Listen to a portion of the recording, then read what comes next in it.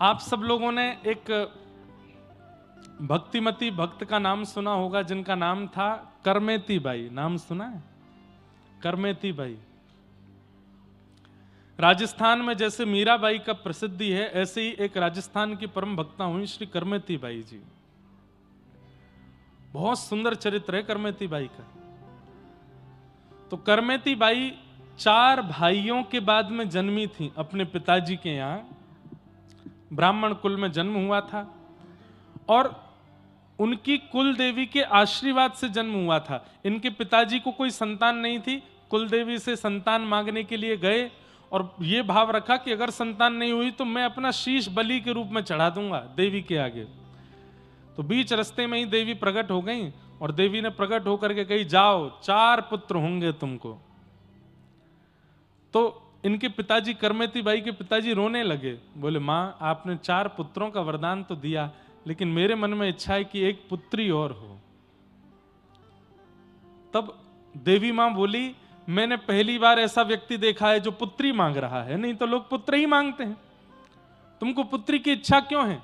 तब इनके पिताजी ने कहा कि पुत्र होने से तो यह पता चलता है कि हम माता पिता हैं, लेकिन पुत्री होने से यह पता चलता है कि हमारा जीवन किसी के लिए है, हमारा जीवन भी एक श्रेष्ठता के लिए है, हमारे जीवन में भी एक बहुत बड़े दान पुण्य का अवसर आएगा इसके दान के लिए, इसलिए आप एक पुत्री प्रदान करो।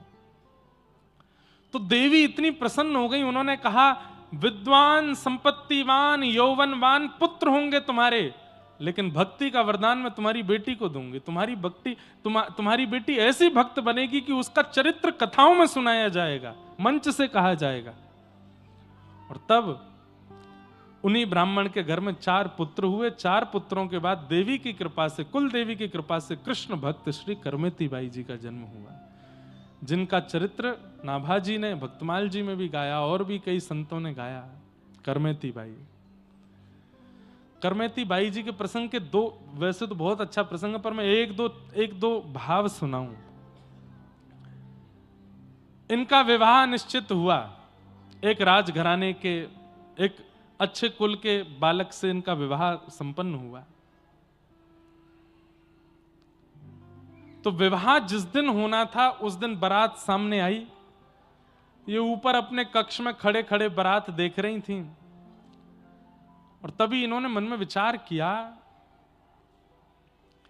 कि मैंने जन्म किसी का घर बसाने के लिए, अपना घर बसाने के लिए, गृहस्थाश्रम में जाने के लिए नहीं लिया है, मैंने जन्म ठाकुर जी की भक्ति के लिए लिया है और अपनी भक्ति के द्वारा असंख्य भक्तों को भक्ति का मार्ग दिखाने के लिए लिया है। सब लोग इधर देखिए, ध्यान से सुनो। लेकिन माता पिता जबरदस्ती मेरा ब्याह कर रहे हैं, क्या करूं? तो द्वार पर बारात आ गई थी और करमेती बाई उसी समय घर छोड़ के चली गई। ये नहीं पता था जाना कहां है, बस इनको ये पता था कि मेरे घर से उत्तर की दिशा में, मेरे घर से उत्तर की दिशा में वृंदावन है। ये नहीं पता था वृंदावन का रास्ता कहां है, कहां से मुड़ना कैसे, बस उत्तर दिशा की ओर चल पड़ी करमेती बाई। द्वार पर बारात खड़ी थी, माता पिता दुल्हा का सत्कार कर रहे थे और बहू बेटी घर से चली गई।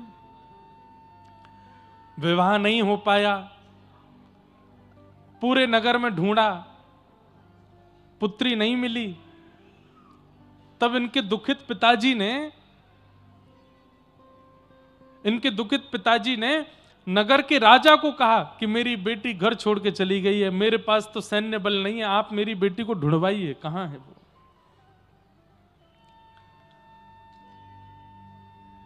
तब राजा ने अपनी सेना लगा दी, बोले ढूंढ के लाओ, कहां गई है ब्राह्मण देवता की पुत्री। तो सेना दौड़ी, चप्पा चप्पा ढूंढने लगी, कहां है कहां है।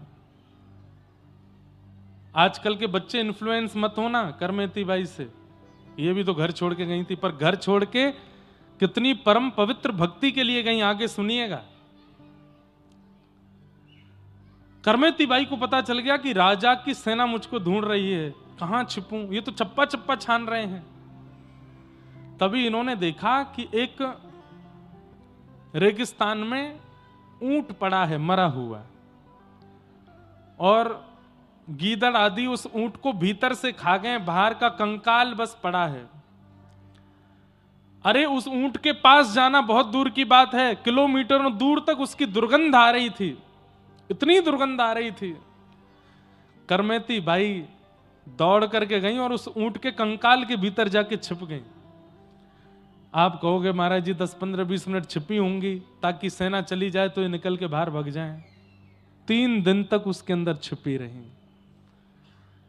प्रसंग आता है कि करमेती बाई जब वृंदावन पहुंच गई और फिर कालांतर में प्रसिद्ध हो गई, संत जन इनका सत्संग सुनने के लिए जब आते थे, तब एक संत ने इनसे प्रश्न किया कि भाई साहब, हमने सुना है कि जब आप राजस्थान से वृंदावन आई थी तो सेना से बचने के लिए आपने ऊंट के कंकाल में 3 दिन निवास किया।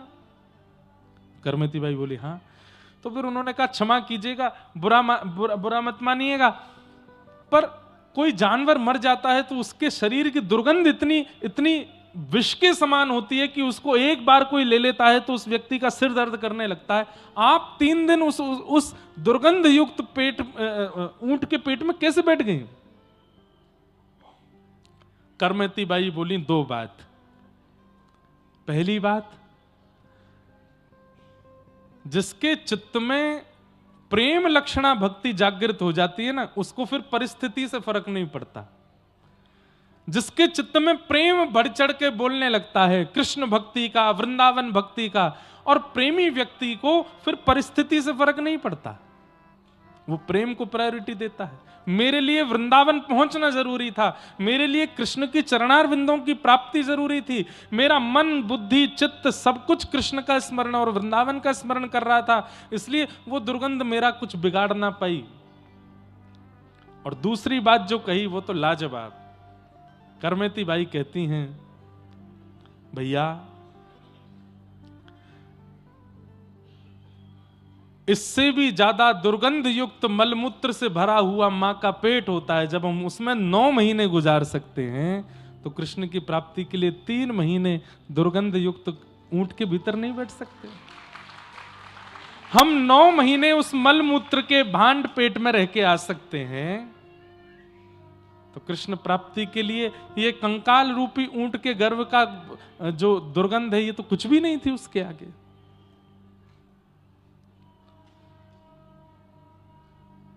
करमेती बाई, कभी मुझे अवसर मिलेगा मैं 2-3 दिन केवल करमेती बाई का प्रसंग, बहुत सुंदर है, बहुत अद्भुत है।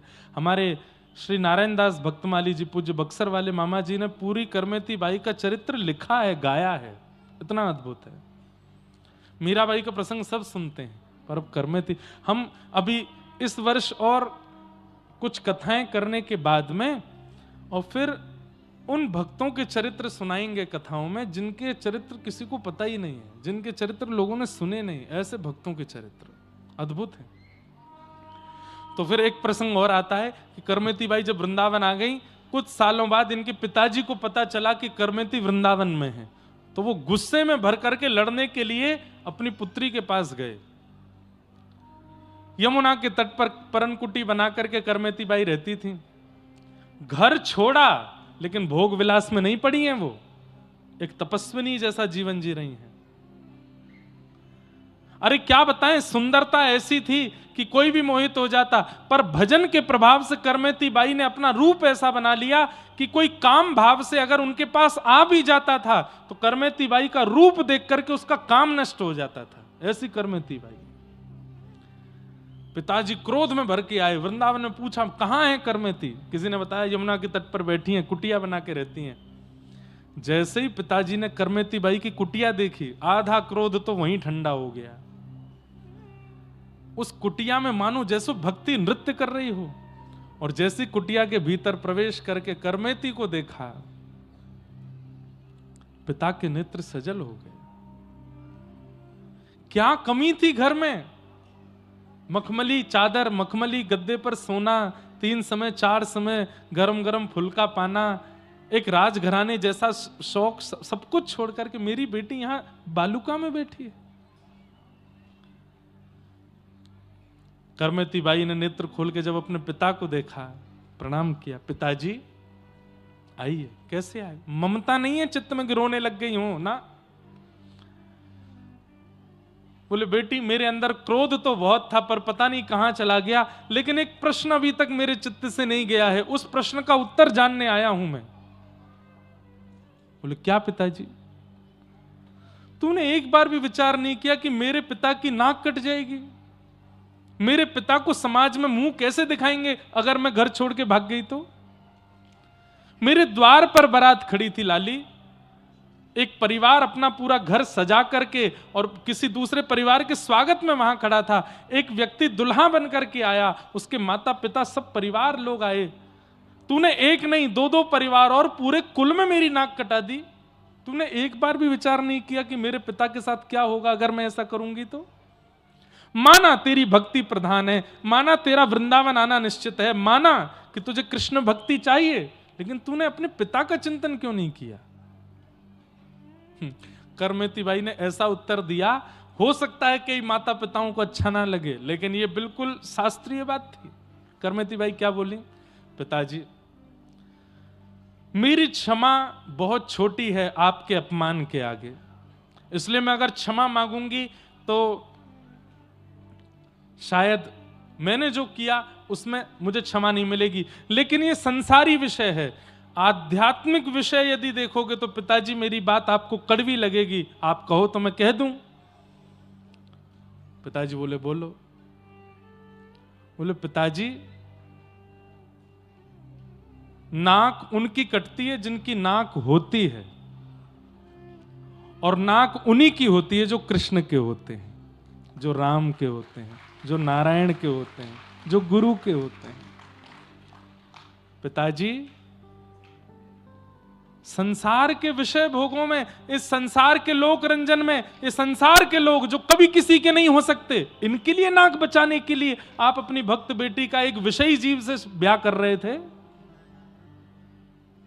नाक आपकी नहीं कटी पिताजी, अगर ब्याह हो जाता तो मेरी कट जाती, क्योंकि मैं कृष्ण की हूं, मैं राम की हूं, और उसके बाद भी एक विषयी व्यक्ति को अपने जीवन में आने का अवसर देती मैं, मेरी नाक कटती पिताजी।